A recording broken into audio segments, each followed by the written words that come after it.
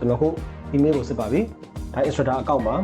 အဲ့ဒီ instructor account မှာထိတ်ဆုံးမှာ MMSO ဆိုတဲ့ mail တစ်ခုဝင်နေပါလိမ့်မယ်တကယ်လို့ဆရာတို့အနေနဲ့ MMSO ကို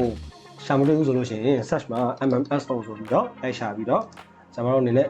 ဒီ mail ကိုရှာတွေ့နိုင်ပါတယ်ခု MMSO mail ကိုဝင်ဖတ်ပါပြီ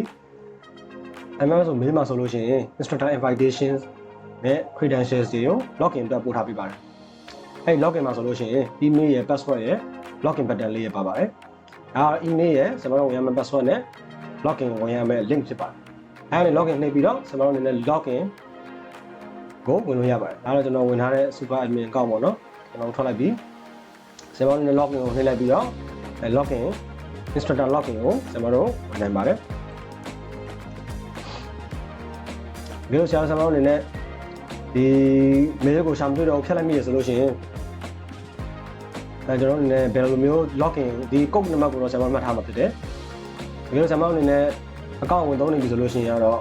ဒီ password ကိုပြန်ပြောင်းလို့ရပါတယ်ဆရာမစိတ်ချိုက် password ပြန်ပြောင်းလို့ရပါတယ်ဆရာမအနေနဲ့ login ဘယ်နာကနေဝင်လို့ရသေးလဲဆိုလို့ရှိရင်ဒီ website ပေါ့နော် mmstudyonline.com ဆိုတဲ့ website ကိုဝင်ပါအဲဒီ website ညာဘက်ထိပ်ဆုံးတော့မှာ instructor login ဆိုတာရှိတယ်နှိပ်ပြီးတော့လည်း instructor login ကိုဝင်လို့ရပါတယ်ခုကျွန်တော်တို့ instructor login ကိုဝင်မယ်ကျွန်တော်တို့ဆရာမတို့ email ကိုမေးထည့်မယ်ပြီးရင်ဆရာမတို့နဲ့ password ကိုထည့်လိုက်ရတယ် copy ဆွဲပြီးတော့ paste ချပြီးထည့်လိုက်ရတယ်မမမေးလို့ထားဆိုလို့ရှိရင်ဆရာမတို့အနေနဲ့ဒီ account ကအမြဲတမ်းသုံးလို့ရနိုင်မှာဖြစ်တယ်